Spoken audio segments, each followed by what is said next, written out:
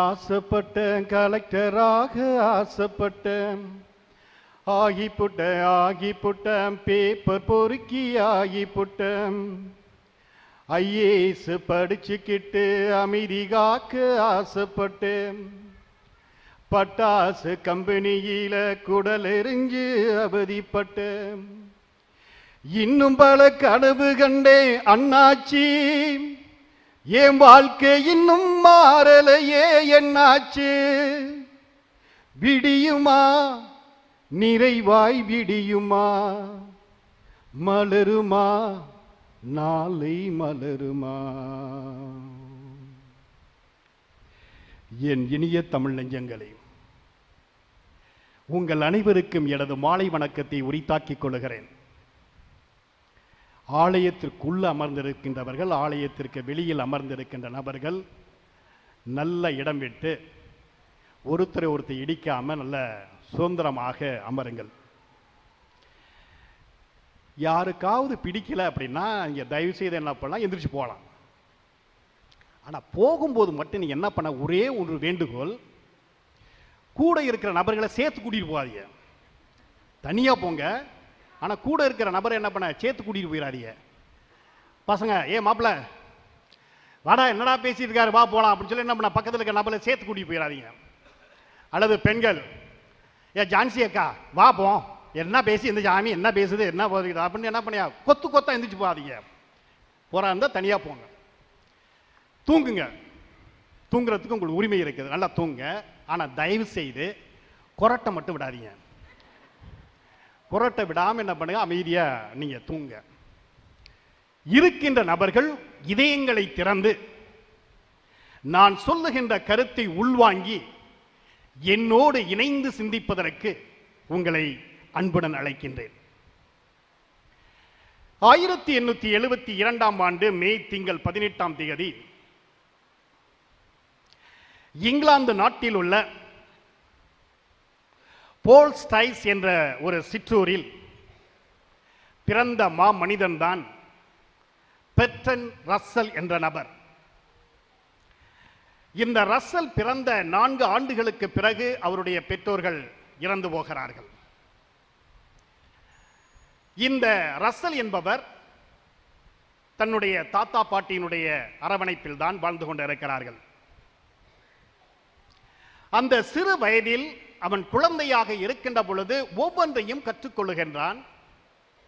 என்ன கற்றுக்கொள்ளுகின்றான் என்று சொன்னால், தவறு செய்வதை எப்படி மறைப்பது, பிறரிடமிருந்து எப்படி மறைப்பது என்பதை ரஸ்ஸல் கொஞ்சம் கொஞ்சமாக அந்த குழந்தை பருவத்தில் அவன் கற்றுக்கொள்ளுகின்றான். அவனுக்கு கடவுள் பக்தி அவனுக்கு அதிகமாக இல்லை. ஆனால் தாத்தா பாட்டி தான் அவர்களுக்கு கடவுள் பக்தி அதிகமாக ஊட்டி வளர்க்கிறார்கள். ஆனால் தாத்தா பாட்டியிடம் உண்மைகளை மறைப்பதற்கும் தவறுகளை மறைப்பதற்கும் அவன் முயற்சி எடுக்கிறான். ஆனால் அவனுடைய குழந்தை பருவமானது ஒரு குழப்பமான ஒரு குழந்தை பருவத்தை தான் அவன் சந்திக்கின்றான்.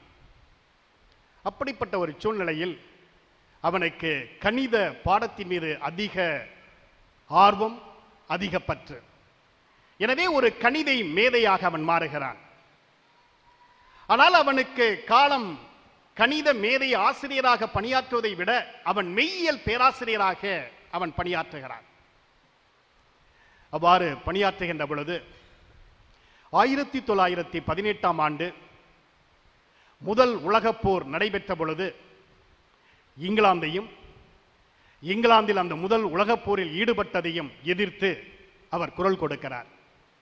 போர்ல குழந்தைகள் செத்து போகும், எனவே குழந்தைகள் வாழ வேண்டிய குழந்தைகள் போரில் கண்டிப்பாக இறந்துவிடும், எனவே போரை தவிருங்கள் என்று அவன் எதிர்ப்பு குரல் கொடுக்கிறார். அதனால் மெய்யியல் பேராசிரியராக பணியாற்றியவருடைய பணி நீக்கம் செய்யப்பட்டு அவர் அந்த பல்கலைக்கழகத்தை விட்டு வெளியேறுகிறார்.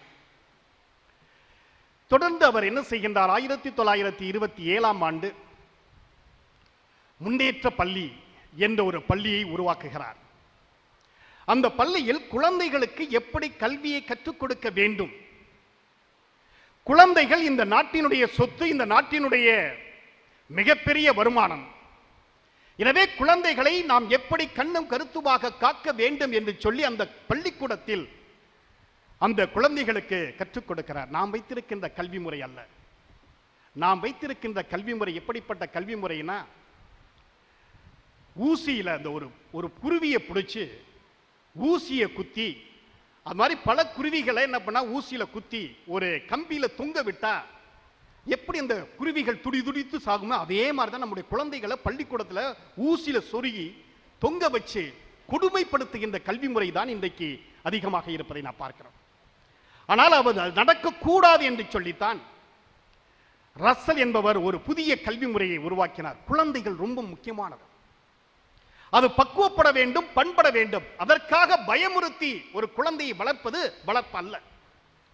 எனவே அந்த குழந்தைகளை எவ்வாறு யதார்த்தமாக வளர்க்க வேண்டும் என்பதை அவர் தெளிவாக புரிந்து கொண்டு அந்த குழந்தைகளுக்கான ஒரு புதிய கல்வி முறையை உருவாக்கினார். அதனால்தான் 1950ஆம் ஆண்டு அவர் இலக்கியத்திற்கான நோபல் பரிசு வழங்கப்பட்டது. அந்த நோபல் பரிசை குழந்தைகளுடைய வளர்ச்சிக்காகவே அந்த தொகையை அவர் செலவழிக்கின்றார். பிறகு 1989ஆம் ஆண்டு அவர் தன்னுடைய 89வது வயதில் உலகத்தில் போர் நடைபெறுகிறது. அது குறிப்பாக போர் குண்டுகளை, ரசாயன குண்டுகளை தயாரித்து மக்கள் பயன்படுத்துகிறார்கள். எனவே அந்த போர் குண்டுகளை, ரசாயன குண்டுகளை பயன்படுத்தக்கூடாது என்று சொல்லி தனது 89வது வயதில் அவர் என்ன செய்கிறார் என்று சொன்னால், போர் குண்டுகளை தடை செய் என்ற ஒரு பிரச்சாரத்தோடு உலகம் முழுவதுமே சுற்றி வருவதை நாம் பார்க்கிறோம். ஏனால் போரினால் தான் அதிகமாக பாதிக்கப்படுவது குழந்தைகள் என்பதை அவர் உணர்ந்திருந்தார். சீனா, ருசியா நாடுகளுக்கு சென்று பொது உடைமை கொள்கையை அவர் உள்வாங்கி பொது உடைமையின் கொள்கையில் தான் குழந்தைகளை வளர்த்தெடுக்க வேண்டும் என்று சொல்லி தீவிரமாக உழைத்தவர். 1970ஆம் ஆண்டு பிப்ரவரி திங்கள் 2ஆம் நாள், அதாவது இன்று, ஒரு மிகச்சிறந்த மெய்யியல் ஆசிரியராகவும் ஒரு கணித மேதையாகவும் சிறை வாழ்க்கையை அனுபவித்த, பல ஆண்டுகள் சிறை வாழ்க்கையை அனுபவித்த ஒரு சிறைவாசியாக இருந்து பல்வேறு கணித கோட்பாடுகளை உருவாக்கி உலகமே வியக்கும் வண்ணம் ஒரு புதிய கல்வி முறையை உருவாக்கி கொடுத்த இந்த கல்வி மான் மண்ணை விட்டு விண்ணுக்கு சென்ற நாள் இன்றைய நாள். இந்த நல்ல நாளை நாம் சிந்தித்து பார்க்கிறோம் என்று சொன்னால், நம்முடைய வாழ்க்கையில் எப்படி குழந்தையை உருவாக்கி வளர்த்து ஆளாக்குவது என்பது நமக்கு கொடுக்கப்பட்ட ஒரு மிகப்பெரிய கடமையை உணர்ந்து செயல்படுவதற்குத்தான் இந்த நபரை நாம் சிந்தித்து பார்க்கிறோம். இன்றைய முதல் வாசகம் மிக தெளிவாக சொல்லுகிறது, ஆண்டவன் வருகின்ற நாளில் யாரும் துணிந்து நிற்க முடியாது. ஆற்றல் மிக்கவராக இருப்பவர் தான் ஆண்டவனாக இருக்க முடியும். ஆற்றல் அற்றவன் என்றைக்கும் ஆண்டவனாக இருக்க முடியாது என்பதை தெளிவாக சொல்லுவதை நாம் பார்க்கிறோம். ஏன்னா அந்த ஆண்டவன் தூய்மைப்படுத்துகிறார், வழியை செம்மையாக்குகிறார். நல்ல ஒரு வழியை உருவாக்கி மக்களை தூய்மைப்படுத்தி நல்ல மக்களாக, ஆற்றல் உள்ள மக்களாக உருவாக்குகின்ற பணியை அந்த ஆற்றல் உள்ள ஆண்டவன் செய்வதை இன்றைய முதல் வாசகம் தெளிவாக செய்வதை நாம் பார்க்கின்றோம். ஆண்டவன் குழந்தையாக இருந்த அந்த மக்களை வழிநடத்துவதை நாம் பார்க்கின்றோம். இதைத்தான் முதல் வாசகம் ரொம்ப தெளிவாக சொல்லுவதை நாம் பார்க்கிறோம். இதைத்தான் இன்றைய 2ஆம் வாசகம் தெளிவாக சொல்லுகிறது. நற்செய்தியில் வாசிக்க கேட்டோம், இந்த குழந்தை பலருடைய வாழ்க்கைக்கு வீழ்ச்சியாகவும் எழுச்சியாகவும் இருக்கும். என குழந்தை எப்பொழுதுமே பயமற்ற ஒரு குழந்தையாகத்தான் இருக்கும். நாம தான் பயமுறுத்தி குழந்தைகளை வளர்க்கிறமே ஒழிய குழந்தை தன்னிலேயே பயமற்றது, அச்சம் தவிர்த்த குழந்தையாகத்தான் அது உருவாகி வளர்கிறதே ஒழிய நம் கரங்களில் அந்த குழந்தைகள் அச்சமுள்ள குழந்தைகளாக மாற்றப்படுவதை நாம் பார்க்கிறோம். அது கூடாது என்பதுதான் இயேசு தெளிவாக சொல்வதை நாம் பார்க்கிறோம். எனவே இந்த குழந்தையானது வளர்ந்து ஆற்றல் பெற்று வலிமை பெற்று பெற்றோர்களுக்கு கீழ்ப்படிந்து நல்ல ஒரு ஞானம் நிறைந்த குழந்தையாக, கடவுளுக்கு ஏற்ற குழந்தையாக அது வாழ்வதை நாம் பார்க்கிறோம். எனவே இப்படிப்பட்ட குழந்தையைத்தான் நாம் இன்றைக்கு சிந்திக்க இருக்கிறோம். உங்களுடைய அந்த அழைப்புதலில் போட்டு இருக்கிறது இன்றைய மைய கருத்து, விதையை போல விருட்சம் நோக்கி என்று போடுகிறது. இந்த விருட்சம் என்பது தமிழ் சொல் அல்ல, அது ஒரு சமஸ்கிருத சொல். விருட்சம் என்றால் மரம் என்று பொருள். விதை மரமாகிறது. எனவே விதை மரமாகிறது என்று சொன்னால் அந்த விதையினுடைய வீரத்தை பற்றி நாம் சிந்திக்க வேண்டும். எனவேதான் நான் இப்படி தலைப்பை அமைத்திருக்கிறேன், விதையின் வீரம். விதையின் வீரம் என்று சொல்லுகின்ற பொழுது குழந்தையின் வீரம். எனவே குழந்தையினுடைய வீரத்தை தான் நாம் இன்றைக்கு நாம் சிந்திக்க இருக்கின்றோம். இயேசு குழந்தையாக இருக்கின்ற பொழுது அவர் வீரம் உள்ளவராக இருந்தார் என்பதைத்தான் இன்றைய நற்செய்தி வாசகம் பதிவு செய்வதை நாம் பார்க்கிறோம். குழந்தை இயேசு என்றைக்கும் கோழையாக இருந்தது கிடையாது.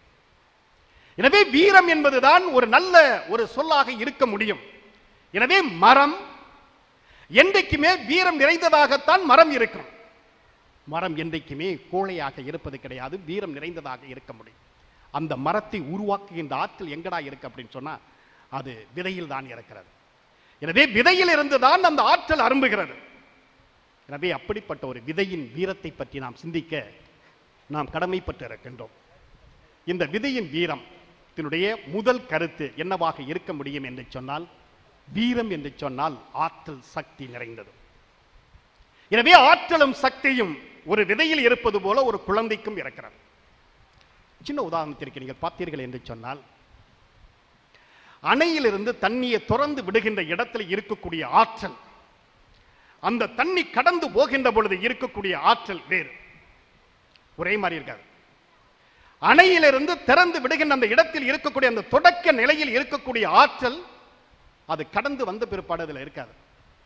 அதே மாதிரி நீங்க பார்க்கலாம், வேப்பம் கொழுந்தில் இருக்கக்கூடிய கசப்பு தன்மை அது இலையாக மாறிய பொழுது அதில் இருக்கக்கூடிய கசப்பு தன்மை வேறு. அப்ப அது கொழுந்தாக இருக்கின்ற பொழுது அதனுடைய கசப்பு தன்மை அதிகமாக இருக்கும். இரண்டு பேருந்துகள் மோதுகிறது என்று சொன்னால் அது நேருக்கு நேராக மோதுகின்ற பொழுது அதனுடைய அழிவு அதிகம். அது பல பேருந்துகளை கடந்து போய் மோதுகின்ற பொழுது அதனுடைய அழிவு குறைவு. அதே போலதான் ஒரு குழந்தை ஆற்றல் மிக்கது. ஆற்றல் அரும்புகின்ற இடம் எங்கே என்று சொன்னால் அது குழந்தைதான், விதையில் தான் ஆற்றல் இருக்கிறது. எனவே அப்படிப்பட்ட ஒரு ஆற்றல் மிக்க அந்த குழந்தையை நாம் ஆற்றல் உள்ளவர்களாக மாற்றுகிறோமா, ஆற்றல் அற்றவர்களாக மாற்றுகிறோமா? பலம் நிறைந்த குழந்தையாக மாற்றுகிறோமா, பலவீனமான குழந்தைகளாக மாற்றுகிறோமா? எதை நாம் செய்து கொண்டிருக்கிறோம்? ஒரு இயேசு கிறிஸ்து பலமுள்ளவராகத்தான் இருந்தார். அதைத்தான் சிமியோன் ரொம்ப தெளிவாக சொல்லுகிறார். இந்த குழந்தையை கண்டு பலர் வீழ்ச்சியுறுவார்கள். ஏன்னா ஆற்றல் உள்ள குழந்தை. எனவே ஆற்றல் உள்ள குழந்தையை கண்டு பலரும் வீழ்ந்து விடுவார்கள். எனவே அப்படிப்பட்ட ஒரு குழந்தையைத்தான் அந்த கடவுளுக்கு காணிக்கையாக கொடுப்பதை நாம் பார்க்கிறோம். ஆற்றல் நிறைந்த ஆண்டவனுக்கு ஆற்றல் நிறைந்த இயேசுவை, குழந்தை இயேசுவை அவர்கள் காணிக்கையாக கொடுப்பதை பார்க்கிறோம். அதைத்தான் இன்றைக்கு திறவை விழாவாக கொண்டாடுவதை நாம் பார்க்கிறோம். ஆனால் இன்னைக்கு படித்தவர்கள் என்று சொல்லுகின்ற நாம் என்ன செய்து கொண்டிருக்கிறோம்? குழந்தைகளினுடைய ஆற்றலை அழிப்பதுதான் படித்தவருடைய தீவிர பயிற்சியாக இன்றைக்கு இருப்பதை நாம் பார்க்கிறோம். இன்றைக்கு குழந்தைகளினுடைய ஆற்றலை நாம் சீரழிப்பதுதான் இன்றைக்கு நம்முடைய மிகச்சிறந்த பணியாக செய்து கொண்டிருக்கிறோம். 2018 ஜனவரி 10ஆம் தேதி காஷ்மீர் நகரில் கத்துவா என்ற இடத்தில் ஆசிபா பனோ என்ற 9 வயது சிறுமியை ஒரு நாடோடி இனத்தை சார்ந்தவர் பல்வாக் என்ற நாடோடி இனத்தை சார்ந்த ஒரு சிறுமியை பாலியல் வல்லுறவுகள் செய்து எங்க கோவிலில் வைத்து கற்பழித்து கொலை செய்தார்கள். ஒரு சிறுமியை ஒரு பெரியவன் கற்பழித்து கொலை செய்கிறான் என்று சொன்னால் இந்த நாடு வளர்ச்சி அடைந்ததா? படித்த நாடா இது?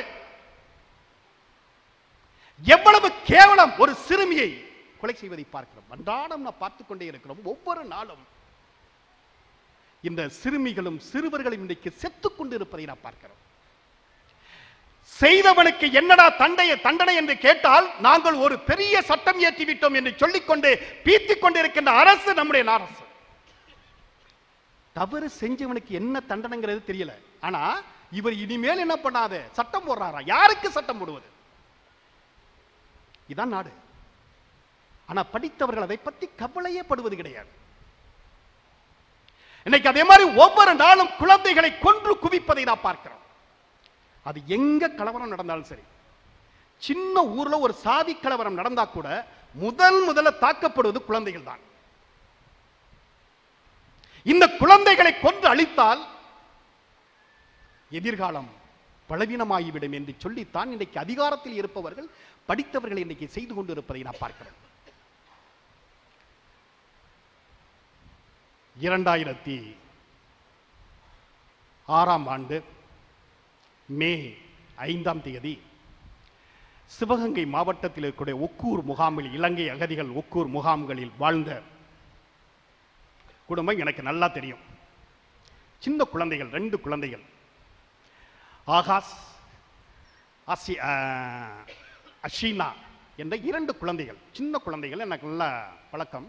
அந்த குழந்தைகள் நாட்டிற்கு திரும்பி செல்கிறார்கள். இலங்கையில் பேசாலை என்ற பங்கை சார்ந்தவர்கள். இங்க திருச்சியில தான் வானூர்தி நிலையத்தில், விமானம் என்று சொல்லுகிறோம், விமானம் என்பது தமிழ் சொல் அல்ல, வானூர்தி. அந்த வானூர்தி நிலையத்தில் அவர்கள் ஊருக்கு செல்லுகிறார்கள். அப்பொழுது என்னை அழைத்தார்கள். நான் போய் அவங்களுக்கெல்லாம் ஒரு டாட்டா காட்டி அந்த குழந்தைகளை, ஏன்னா நல்ல பாசமாக இருப்பாங்க, இந்த குழந்தைகளை அனுப்பி வைத்து ஒரே வாரம்தான் சிங்கள இராணுவமானது அவங்க அப்பா அம்மா 2 பேரையும் கொலை செய்து விட்டு அந்த குழந்தைகளை 2 காலை பிடிச்சு கிழிச்சு அப்படியே தொங்க விட்டுருக்கிறான். அதை நான் நேரில் பிறகு அந்த நாட்டிற்கு நான் செல்கிறேன். கள்ளத்துணியில் தான் போனேன். போய் அங்க பேசாலையில் நான் இறங்கி பார்த்த பொழுது உண்மையிலேயே மனசாட்சியற்றவர்கள் தான் இப்படிப்பட்ட கொடூரமான ஒரு கொலையை செய்திருப்பான். குழந்தைகள் என்னையா பண்ணுச்சு? அந்த குழந்தைகளை கோழி கிழிக்கிற மாதிரி கிழிச்சு தொங்க விட்டிருக்கிறான். இன்னைக்கு எந்த கலவரமாக இருந்தாலும் சரி, எல்லா கலவரத்திலையும் குழந்தைகள் தான் முதல்ல தாக்கப்படுவதை நான் பார்க்கிறோம். இதனால் தான் இந்திய அரசியல் அமைப்பு சட்டம் உறுப்பு 24 ரொம்ப தெளிவாக சொல்லுகிறது, குழந்தைகளுக்கு பாதுகாப்பு கொடுக்க வேண்டும் என்று. எந்த அரசியலமைப்பு சட்டத்தையும் எந்த நாட்டு மக்கள் மதிப்பதும் கிடையாது, அதை ஏற்றுக்கொள்வதும் கிடையாது, செயல்படுத்துவதும் கிடையாது. அதனால் தான் 2000 ஆண்டில் சிறுவர் நயன் சட்டம், நயன் என்பது நீதி, நீதி என்பது தமிழ் சொல் கிடையாது, நயன், இந்த சட்டத்தை உருவாக்கி அதனுடைய சட்ட எண் 50 ரொம்ப தெளிவாக சொல்லுகிறது. இந்த குழந்தைகள் எந்த சூழ்நிலையிலும் எந்த கலவரத்திலும் கொலை செய்யப்படக்கூடாது, தாக்கப்படக்கூடாது என்று சொல்லி ஒரு சட்டத்தை உருவாக்கி அந்த சட்ட எண்ணை இன்னைக்கு எவரும் மதிப்பது கிடையாது. இதான் இன்னைக்கு பார்க்கிறோம். குழந்தைகள் என்றால் அது ஏதோ சிட்டுக்குருவிகளை போல கொலை செய்வதை நாம் பார்க்கிறோம். சிட்டுக்குருவிகளுக்கு கூட இன்னைக்கு என்ன பண்ண உரிமை இருக்கிறது, ஆனால் இன்னைக்கு கொலை செய்வதை நாம் பார்க்கிறோம். இன்னைக்கு குழந்தைகளுக்கு கொடுக்கக்கூடிய உணவு, இது மிகப்பெரிய குழந்தைகள் மீது நடத்தப்படும் ஒரு வன்முறை. வழக்கமா நீ பார்த்து இந்த விளம்பரத்தில் எண்ணெய்னாவே பிசுபிசுப்பு இருக்க கூடாதான். எங்க எண்ணெய்னாவே பிசுபிசுப்பு தான் இருக்கணும். எண்ணெய் எதுல இருந்து தயாரிக்கணும்? கடலையில தயாரிக்கணும், இல்லை எள்ளுல இருந்து தயாரிக்கணும், எண்ணெய் அதுல தான் தயாரிக்கணும். ஆனா இவன் பிசுபிசுப்பு இல்லைன்னு சொல்லக்கூடிய எண்ணெய் எதிலிருந்து வருகிறது என்று சொன்னால் குருடாயில தயாரிக்கிறான். இன்னைக்கு குருடாயில தயாரிக்கிறதை படித்த மேதைகள் என்று சொல்லிக் கொண்டிருக்கிற நாம் அனைவருமே அந்த எண்ணெய் வாங்கி குழந்தைகளுக்கும் நமக்கும் தாய்க்கும் கொடுத்தால் எப்படி அந்த குழந்தை ஆற்றல் மிக்கதாக மாறும்? அவன் இன்னைக்கு பெரும்பாலான ஆட்கள் என்ன விவசாயம் பண்றது கிடையாது, எல்லா பையனும் நகருக்கு வந்தாச்சு. அப்ப உழைப்பாளிகள் விவசாயிகள் இல்லாத போது எங்க எண்ணெயை அதிகமாக உற்பத்தி பண்ண முடியும்? யாரும் சிந்திப்பது கிடையாது. அவன் குருடாயில இருந்து எண்ணெயை தயாரிக்கிறான், எண்ணெயை தயாரிச்சு கொடுக்கிறான். இது வந்து பிசு பிசு பில்லுன்னு சொன்னா உடனே ஆட்கள் என்ன பண்ண வாங்கி சாப்பிடலாம். எண்ணெயுடைய தன்மையே பிசு பிசு தான்.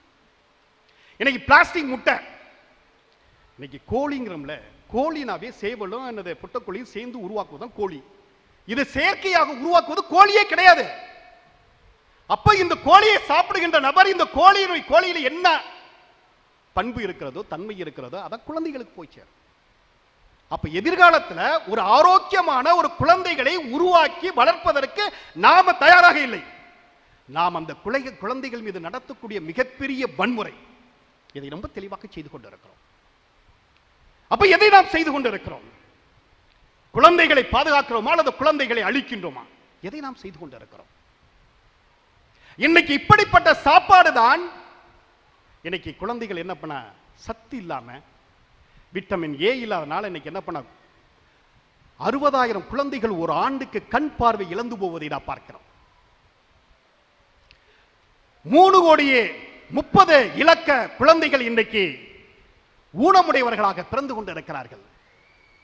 இன்றைக்கு 30 இலக்கம் குழந்தைகள் இன்றைக்கு மாலைக்கண் நோயோடு இன்னைக்கு பிறந்து கொண்டிருப்பதை பார்க்கிறோம். அப்ப குழந்தைகள் மீது நாம் நடத்துகின்ற மிகப்பெரிய வன்முறை, மிகப்பெரிய போர். அப்ப இந்த குழந்தைகளை நாம் பாதுகாக்கின்றோமா? குழந்தைகளை நாம் எந்த அளவிற்கு பாதுகாத்து செயல்படுத்திக் கொண்டு இருக்கிறோம்? அப்ப இப்படிப்பட்ட ஒரு கொடூரமான ஒரு செயலை நாம் இன்னைக்கு செய்து கொண்டு இருக்கிறோம் என்று சொன்னால், நாம் இந்த குழந்தைகள் மீது நடத்துகின்ற மிகப்பெரிய வன்முறை. பள்ளிக்கூடம், படிப்பு என்ற போர்வையில் பள்ளிக்கூடத்தில் நடக்கக்கூடிய ஒரு மிகப்பெரிய வன்முறை. குழந்தைகள் இயல்பாக படிக்கணும். என்னுடைய நண்பர் எட்வின் இன்னைக்கு அழகர்மலையில, மதுரையில அழகர்மலையில ஒரு இயற்கை என்ற ஒரு பள்ளிக்கூடம் வைத்திருக்கிறார். அந்த குழந்தைகளை நம்ம மாதிரி பாடத்திட்டம் போட்டே நம்ம நேரத்தில் வகுத்துலாம் பண்றதில்லை. அந்த குழந்தைகள் எப்பொழுது எந்திரிக்கிறார்களோ அவர்கள் ஆசிரியர்களும் அவர்களோடு உறங்குவார்கள். அவர்கள் எப்பொழுது எந்திரிக்கிறார்களோ எந்திரித்து ஒரு நாளைக்கு ஒரு 10 வார்த்தைகள் தான் கற்றுக்கொள்வாங்க. ஆனா அந்த குழந்தைகளை நான் முதலில் சந்திக்கின்ற பொழுது அந்த குழந்தைகள் எவ்வளவு ஆரோக்கியமாக இருந்தார்கள். என்னோடு உறவாடுகிறார்கள், என்னோடு கேள்வி கேட்கிறார்கள், என்னோடு நல்ல பதில் சொல்லிக் கொண்டு இருக்கிறார்கள். ஆனா நம்முடைய பள்ளிக்கூடத்தை போட பயந்து சாகுது குழந்தைகள். ஆனா ஒரு ஆரோக்கியமான, அதான் சொல்றேன், இந்த பள்ளி கல்வி, வகுப்பறை கல்வி மக்களை, குழந்தைகளை வறுத்தெடுக்கக்கூடிய கல்வியை தான் நாம் பணம் கொடுத்து வாங்கி கொண்டிருக்கிறோம். குழந்தைகள் ஆரோக்கியமா இருக்கணுமா? வறுத்தெடுக்கப்பட்ட வரட்டு குழந்தைகளாக நாம் மாற்றுகின்றோம். எதை செய்து கொண்டு இருக்கிறோம்? எது கல்வி பணி? ஆரோக்கியமாக மாற்றுவதுதான் கல்வி பணி. அதனை குழந்தைகள் என்ன பண்ணா, பள்ளிக்கூடத்துக்கு போவதற்கே என்ன பண்ணா பயப்படுறார். ஆனா அங்க இருக்கக்கூடிய அந்த இயற்கை என்ற பள்ளிக்கூடத்தை பார்த்தீங்கன்னா குழந்தைகள் ஆரோக்கியமாக மகிழ்ச்சியாக வருவதை நான் பார்க்கிறோம். அதுதான் குழந்தைகள் வளர்ப்பு. ஆனா இன்னைக்கு அப்படிப்பட்ட சூழல் இன்னைக்கு செய்வது கிடையாது.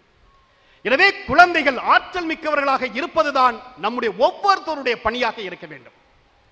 குழந்தைகளை பயமுறுத்தக்கூடாது. சின்ன குழந்தைகள் எல்கேஜி, யூகேஜி அல்லது பிரிகேஜியோ அல்லது பால்வாடியில் இருக்கக்கூடிய சின்ன குழந்தைகள், அந்த அம்மா என்னன்னா உருவத்தை பார்த்தாவே பெரிய உருவமா இருக்கு, நம்மளை போல உருவமா இருக்கும். அது அந்த குழந்தைகள் சத்தம் பண்ணாத, சைலன்ஸ் அப்படின்னு சொன்ன உடனே அந்த குழந்தை பயந்து அரண்டு. இன்னைக்கு அப்படிதான் படிக்கிறோம். இன்னைக்கு இப்படிப்பட்ட குழந்தைகளை நம்ம வளர்த்தோம்னா அந்த குழந்தை என்ன ஆகுறது? அன்னைக்கு தான் செய்து கொண்டு இருக்கிறோம். அதனால்தான் இயேசு குழந்தையாக இருக்கின்ற பொழுது வலிமை பெற்றார்.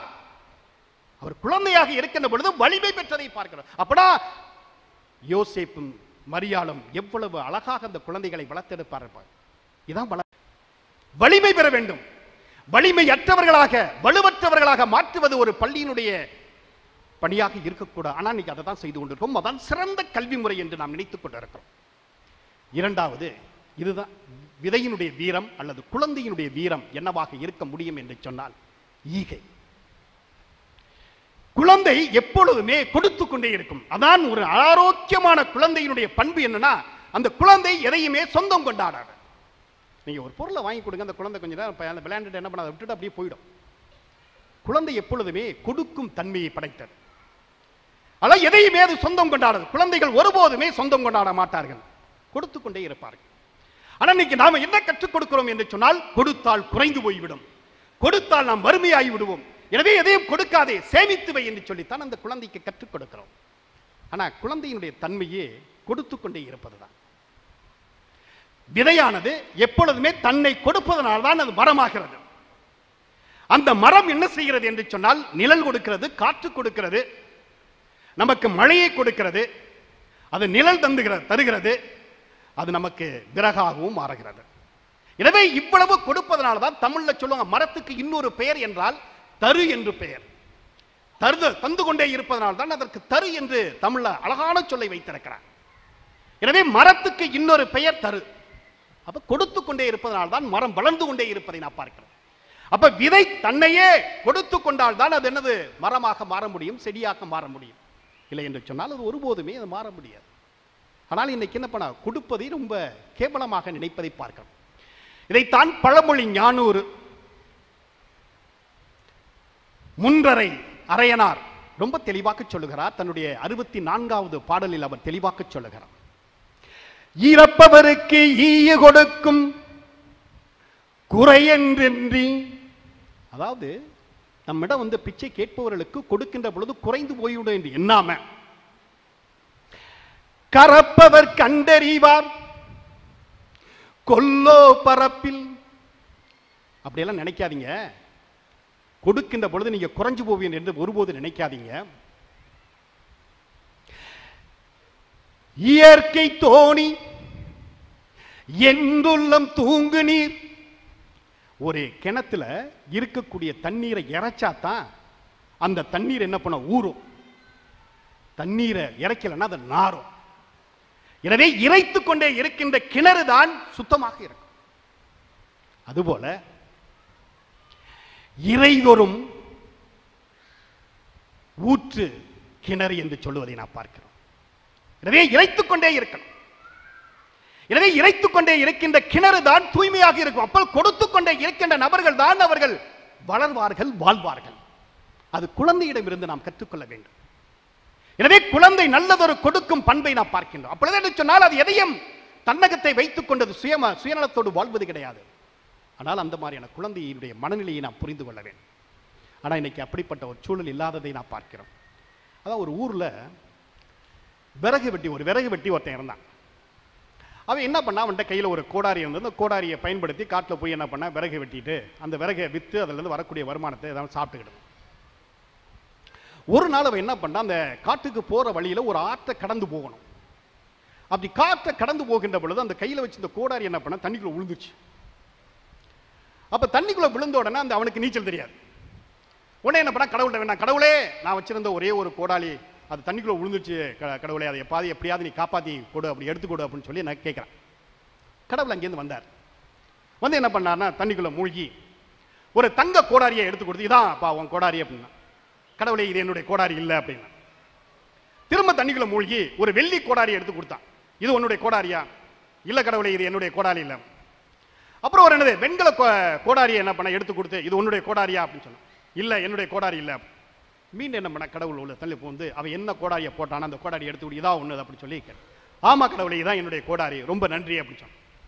உடனே கடவுள் பார்த்தார், இவன் இவ்வொரு பற்றற்றவனாக இருக்கிறானே அப்படின்னு சொல்லிட்டு என்ன பண்ணா, அந்த தங்க கோடாரி, வெள்ளி கோடாரி, வெங்கல கோடாரி, அப்ப அவனுடைய கோடாரி எல்லாத்தையும் சேர்த்து என்ன பண்ணா கையில கொடுத்து, அப்பா நல்லா வச்சு சந்தோஷமா இரு அப்படின்னு சொல்லி என்ன பண்ண அனுப்பிச்சு விட்டான். அடுத்து ஒரு வாரம் கழிச்சு என்ன பண்ணா, அவனுடைய மனைவியும் அவனை என்ன பண்ண விறகு வெட்ட போறாப்ல.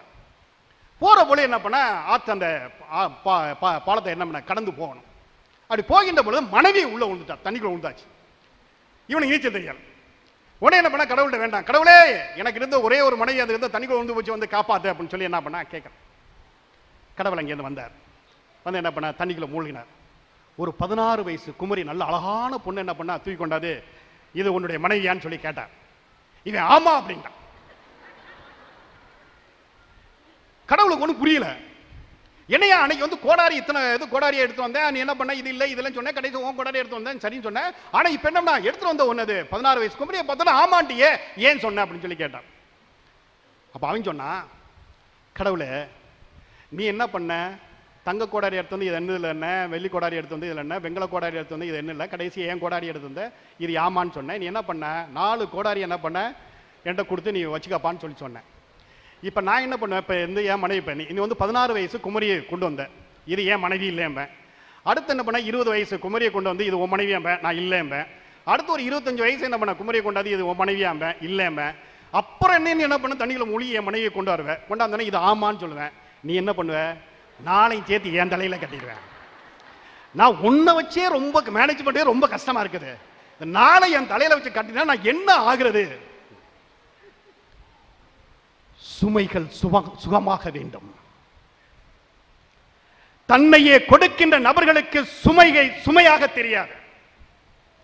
என்றைக்கு கொடுப்பதற்கு கணக்கு பார்க்கிறானோ அவனுக்கு சுமைகள் சுமையாகவே தெரியும். அதான் குடும்பம் போய்கொண்டிருப்ப. அதனால குழந்தைகளை பெற்றெடுப்பது கூட இன்னைக்கு என்ன பண்ணா சுமையாக நினைத்துக் கொண்டு இன்னைக்கு குழந்தைகளை வேண்டாம் என்று சொல்லுகின்ற காலகட்டத்தில் இன்னைக்கு நாம் வாழ்ந்து கொண்டு இருக்கிறோம்.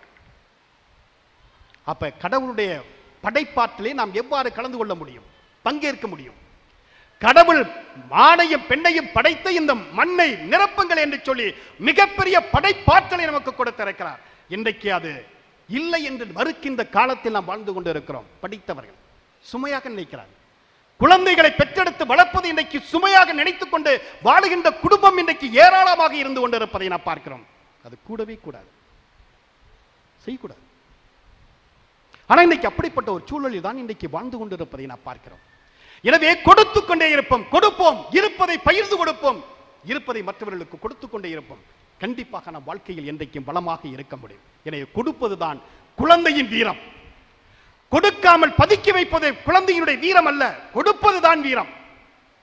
எனவே ஆற்றல் என்பது கொடுத்துக் கொண்டே இருக்க வேண்டும். அப்பொழுதுதான் ஆற்றல் வளரும். உடம்புல இருக்கக்கூடிய நம்முடைய குருதியில் இருக்கக்கூடிய அந்த செல்கள் இறந்து கொண்டே இருந்தால்தான் இரத்த ஓட்டம் நல்லா இருக்கும். இல்லைன்னா குருதி ஓட்டம் என்பது இருக்காது. அப்ப கொடுத்து கொண்டே இருக்கின்ற பொழுதுதான் அது வளரும். அதைத்தான் ஒரு விதை செய்கிறது, அதைத்தான் ஒரு மரம் செய்கிறது, கொடுத்து கொண்டே இருக்கிறது.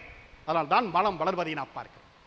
மூன்றாவதாக இந்த விதையினுடைய வீரம் எங்கே இருக்கிறது என்று சொன்னால் துணிவில் இருக்கிறது. குழந்தைகள் பெரும்பாலுமே கோழைகள் அல்ல, பயந்தவர்கள் அல்ல, துணிவோடு நிற்பாங்க.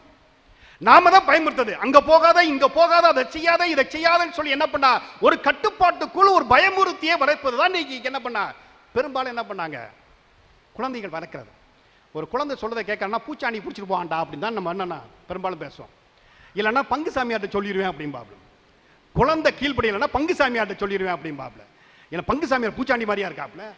இன்னைக்கு நிறைய பேர் என்னம்னா குழந்தை பார்க்கலன்னா பங்கு சாமியார்ட்ட சொல்லிடுவான், என்னது சாமியை கூப்பிடுவேன், சாமி வந்தான்னா நம்மனா இப்படிதான் பயமுறுத்தி வளர்ப்பது தான் இன்றைக்கு வளர்ப்பு என்று சொல்லிக் கொண்டு இருக்கிறோம். ஆனா உண்மையிலேயே குழந்தைகளை வளர்க்கின்ற பண்பு யாரிடம் கற்றுக் கொடுக்க வேண்டும் என்றால் பறவைகளிடம், விலங்குகளிடம் கற்றுக்கொள்ள வேண்டும். ஒரு பூனையானது அந்த குட்டி போட்ட பிற்பாடு அந்த பூனைகளை எப்படி வளர்த்தெடுத்து அது வந்து தன்னிச்சையாக துணிவோடு வலிமையோடு இருப்பதற்கு அது வளர்த்து விடுகிறது. ஒரு கோழி முட்டையிட்டு குஞ்சு பொறிச்சு அந்த குஞ்சுகளை எப்படி தன்னிச்சையாக தன்னிலையிலே வாழ்வதற்கு அது எப்படி செய்கிறது பார்க்கிறோம். ஆனா இன்னைக்கு என்ன பண்ணுகிறோம், ஏதோ பாட புத்தகத்தில் ஏதோ படிக்கிறது போல இன்னைக்கு என்ன பண்ணா குழந்தைகளை வளர்த்துக் கொண்டு இருக்கிறோம். இல்ல, குழந்தைகளை எப்பொழுதுமே தன்னுடைய சொந்த கால நிற்பதற்கு கற்றுக் கொடுக்க வேண்டும். ஆனா இயல்பிலேயே குழந்தைகள் வீரம் உள்ளவர்கள் தான். அதான் மரம் மாறி நிக்கலாம் அப்படின்னு சொன்னா என்ன பண்ணா குழந்தைகள் எப்பொழுதுமே எதையுமே என்ன பண்ண நினைக்க மாட்டாங்க. நாம தான் சொல்லிக் கொடுக்கிறோம், இதை தொடாத, அதை செய்யாத, இதை பண்ணாத, இப்படியே சொல்லித்தான் குழந்தைகளை வளர்த்துக் கொண்டு இருக்கிறோம். ஆனால் அது ஒருபோதுமே நல்ல பண்பாக இருக்க முடியாது. எனவே இன்னைக்கு வளைந்து கொடுப்பவர்கள் எல்லாம் இன்றைக்கு வள்ளல்களாகவும் மேதாவிகளாகவும் இருக்கிறார்கள். இன்னைக்கு எதிர்த்து நிற்பவர்கள் இன்றைக்கு கோழைகளாக மாறிக்கொண்டிருப்பதை நான் பார்க்கிறேன். ஆனால் அவ்வாறு செய்யக்கூடாது என்பதுதான் மிக முக்கியமானது. இதைத்தான் பட்டுக்கோட்டை கல்யாண சுந்தா தன்னுடைய பாட்டு வரிகளில் அவன் பதிவு செய்வான். வேப்ப மரத்தில் நிற்கின பேயொன்று ஆடுகிறது என்று விளையாடும் போது சொல்லி வைப்பாங்க, வீரத்தை கொழுந்திலே கிள்ளி வைப்பார்கள் என்று சொல்லுவாங்க. இன்னைக்கு நாம தான் செய்து கொண்டிருக்கிறோம். இன்னைக்கு இங்க பேய் இருக்குது, அங்க பேய் இருக்கிறது, அதை செய்கிறது, இதை செய்கிறது என்று சொல்லிக்கொண்டு மக்களை பயமுறுத்தி கொண்டு இன்னைக்கு வாழ்ந்து கொண்டு இருப்பதை பார்க்க அதல்ல வாழ்க்கை. மக்கள் நலமாக வாழ வேண்டும், துணிவோடு வாழ வேண்டும். அவ்வாறு வாழுகின்ற வாழ்க்கை தான் ஒரு நல்ல வாழ்க்கை என்பதை நாம் புரிந்து கொள்ள வேண்டும். ஆனால் இன்றைக்கு அப்படிப்பட்ட ஒரு சூழலில் இன்றைக்கு இருக்கதை பார்க்கலாம். அதாவது ஒரு வாத்தியார் பையனை பார்த்து கேட்டார், டே உனக்கிட்ட வந்து நான் 2 பூனை முதல்ல கொடுக்குறேன், அப்புறம் 2 பூனை கொடுக்குறேன், அப்புறம் 2 பூனைகள் கொடுக்குறேன், எத்தன்றா மொத்தம் எத்தன்றா அப்படின்னு கேட்டார். பையன் என்ன பண்ண பதில் சொன்னா, 7 சார் அப்படின்னா. டே முதல்ல 2, அடுத்து 2, அடுத்து 2, எத்தனைடா 7 சார் அப்படின்னா. சரி பையனுக்கு தான் புரியலன்னு சொல்லி என்ன பண்ணா வேற ஒருத்தர் சொன்னா, சரிடா உன்கிட்ட முதல்ல 2 ஆப்பிள் கொடுக்குறேன், அப்புறம் 2 ஆப்பிள் கொடுக்குறேன், அப்புறம் 2 ஆப்பிள் கொடுத்தேன், எத்தன்டா 6 சார் அப்படின்னா. என்னடா இது மட்டும் 6ங்கிற அது வந்து 7ங்கிற அப்படின்னு சொல்லிட்டு மீன் 2 பூனை முதல்ல கொடுக்குறேன், மீன் 2 பூனை கொடுக்குறேன், அடுத்து 2 பூனை கொடுக்குறேன், எத்தன்டான்னு. 7 சார். எப்படா 7 அப்படின்னு கேட்குறேன். சார் ஏற்கனவே என் பையில இன்னொரு பூனை இருக்கு சார், அதனால நம்ம சேர்த்து நம்ம 7 பூனைன்னு சொன்னேன் சார், உங்கள்கிட்ட இருந்து ஆட்டையை போட்டேன் அப்படின்னா. இன்னைக்கு இப்படிப்பட்ட மாணவர்கள் துணிவோடு எதையும் ஐயோ வாத்தியார் அடிப்பார் அப்படின்னு சொல்லி பயந்தில்லை. இன்னைக்கு எதை அவன் நினைக்கிறான் அதை சொல்ல வைப்பதுதான் வாத்தியாருடைய வேலை. ஆனா இன்னைக்கு என்ன பண்ண, எந்த பள்ளிக்கூடத்திலையும் பையன் நினைக்கிறத சொல்ல முடியாது, சொன்னா கொண்டு விடுவாங்க. இன்னைக்கு அப்படிப்பட்ட ஒரு சூழலில் தான் இன்றைக்கு குழந்தைகளை வளர்த்தெடுக்கிறோம். துணிவோடு வளர்ப்பதுதான் குழந்தை, பயமின்றி வாழ்வதுதான் குழந்தை, அச்சத்தை தவிர்ப்பதுதான் குழந்தை. இன்னைக்கு தேர்வை பார்த்தா பயா, இன்னைக்கு என்ன பண்ண கார கண்டா பயா, மக்களை கண்டா பயா, இன்னைக்கு எல்லாம் பயத்திலே தான் இன்னைக்கு வாழ்ந்து கொண்டு இருப்பதை நான் பாருங்க. அது கூடாது என்பதுதான் மிக முக்கியமான ஒன்று. எனவே குழந்தையின் வீரம், விதையின் வீரம் ஆற்றலிலும் ஈகையிலும் துணிவிலும் இருப்பதை நாம் புரிந்து கொள்ள வேண்டும். அப்படிப்பட்ட ஒரு குழந்தை இயேசு நம்மிடையே வாழ்ந்திருக்கிறார், நமக்கு வழிகாட்டி இருக்கிறார் என்று சொன்னால் நாமும் அவ்வாறு செயல்பட வேண்டும். ஆனால் இன்னைக்கு அப்படிப்பட்ட சூழலில் இன்னைக்கு குழந்தைகள் வாழவில்லை. குழந்தைகள் கனவில் அவங்களுடைய எதிர்காலம் எதிர்பார்ப்பு அதிகமாக இருக்கிறது. பல்வேறு கனவுகளை இந்த குழந்தைகள் வைத்திருக்கிறார்கள். ஆனால் அந்த குழந்தைகளுடைய கனவு இன்னைக்கு நனவாகாமல் போவதை நான் பார்க்கிறோம். அதான் இன்னைக்கு உலகம். எனவே அந்த குழந்தைகளுடைய வாழ்வு விடிய வேண்டும் என்று சொன்னால், குழந்தைகள் வளமாக வாழ வேண்டும் என்று சொன்னால், அந்த குழந்தைகளுடைய வளர்ப்பில் கவனம் செலுத்துவோம். குழந்தைகளை எப்பொழுதுமே வீரமுள்ளவர்களாக மாற்றுவோம். கோழைகளாக ஒருபோதும் மாற்றக்கூடாது என்று சொல்லி இத்திருவிருந்தில் சிறப்பாக மன்றாடுவோம். உங்கள் அனைவரையும் இறைவன் அந்த குழந்தையை நிறைவாக ஆசீர்வதித்து வழிநடத்துவார். ஆமென்.